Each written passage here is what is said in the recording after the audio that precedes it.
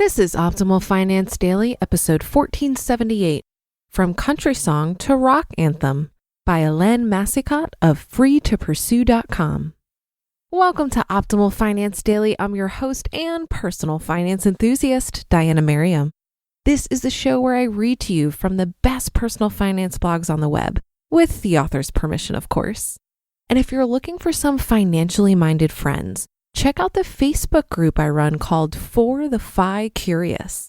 This is a joint group between Optimal Finance Daily and the Economy Conference, which is an event I produce. In this group, we aim to inspire you on your path to financial independence.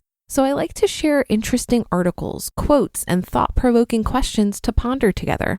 I'm also posting questions that come in from this show's listeners in the Facebook group. So it's a great opportunity to participate in the discussion and hear from other money nerds.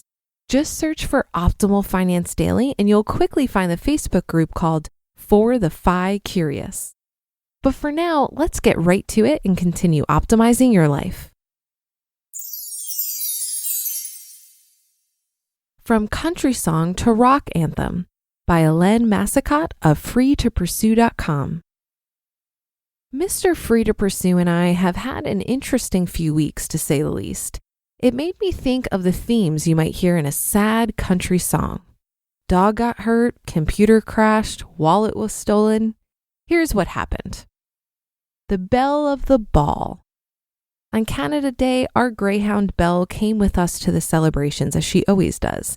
Everything was fine. She doesn't mind crowds. Until we were walking in the park and a misstep led to blood and a lot of howling and limping. We didn't know what happened, and we brought her to the vet when we noticed that she still had a limp. After 2 opinions and an x-ray, the final verdict was a badly broken nail that needed to be removed. The final bill? $323.06. The Great White Screen of Death. Our 5-year-old Mac gave me a white screen of death when I tried to reboot it on July 5th. I tried every reboot sequence I could find on geeky help forums, but nothing worked. I brought it in for service and it wasn't good news. The video card was fried and needed to be replaced, to the tune of $982.67. I called Apple, and after a bit of back and forth, it was confirmed that this was the fair amount I would have to cough up. Wallet worries. Mr. Free to Pursue is getting into sailing. I know, I'm shocked. The prairie boy likes to sail. This activity does involve the water and learning how to capsize, which means wallet, phone, and keys need to stay on dry land. Well, while he was out doing his sailing thing on July 19th, his wallet grew legs. This meant calling various financial institutions to cancel or suspend our debit and credit cards, and the prospects of having to replace a driver's license, medical card, and various loyalty cards, among other things. Time to change the tune. We could certainly have done without these experiences. The tune wasn't to our liking, but it did start to sound pretty good despite it all. There's always a silver lining. The dog's got good bones. It does compute, and nothing was lost. Good bones. The vet visits were not all lost. The x-ray revealed that nothing was broken and she had great-looking bones, and that the solution would be a simple one, though one that Belle would not appreciate at the time. That meant that it could have cost a whole lot more. We found out that Belle's in great health. Some greyhounds we've known have had bone issues later in life, and she didn't need constant care and would be back on all fours in no time. And we could afford it. It does compute. I did my homework, and the amount we had to pay to fix the computer was fair and a better value than replacing the computer, both in money and effort. And we could afford it.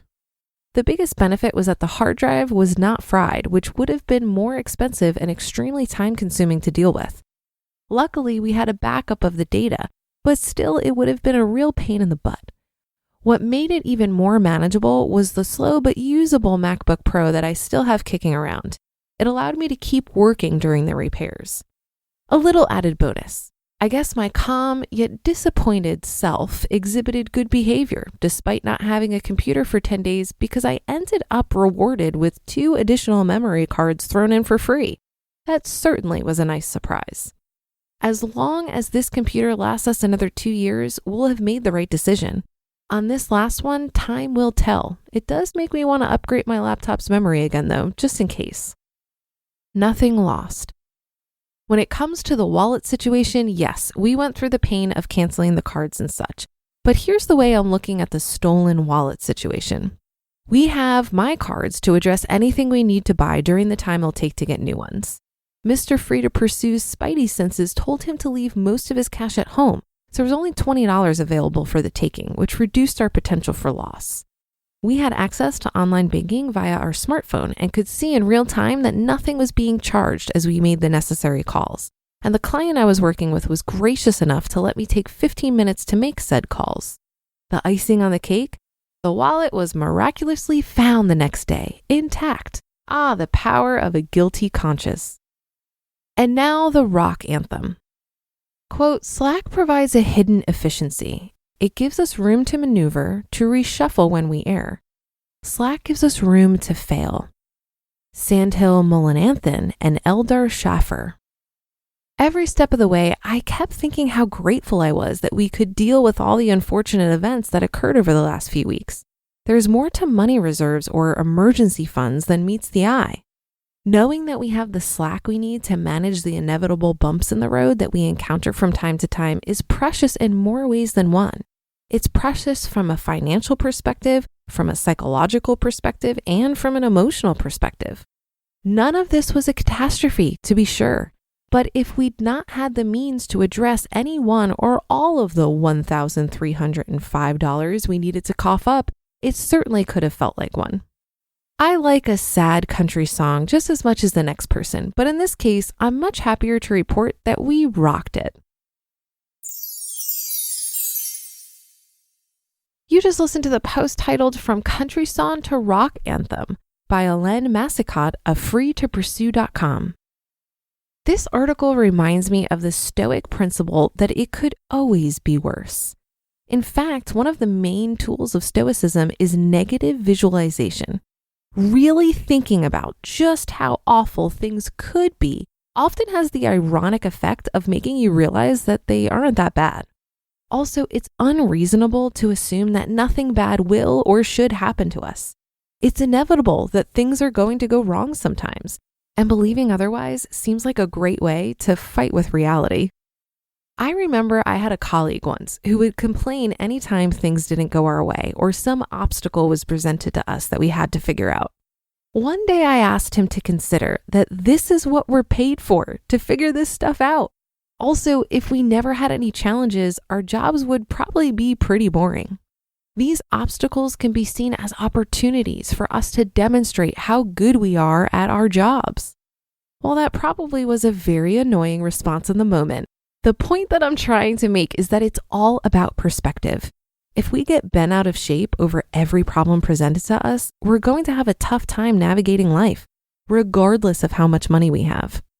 When I was walking the Camino back in 2017, I had an experience similar to what was described in this post.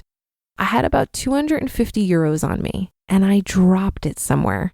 I think I just wasn't paying attention and left it out after paying for lunch. I was kicking myself at first, but then I remembered that number one, I can afford it. Number two, I was walking with a new friend that could spot me until I could get to an ATM. And number three, there were so many people I met on the trail who were in a less fortunate position than me. And the thought that someone like that found my money and made good use of it brought me comfort. I could afford it, and it could have been so much worse. That should do it for today. Have a happy rest of your day, and I'll see you for the Sunday show tomorrow, where your optimal life awaits.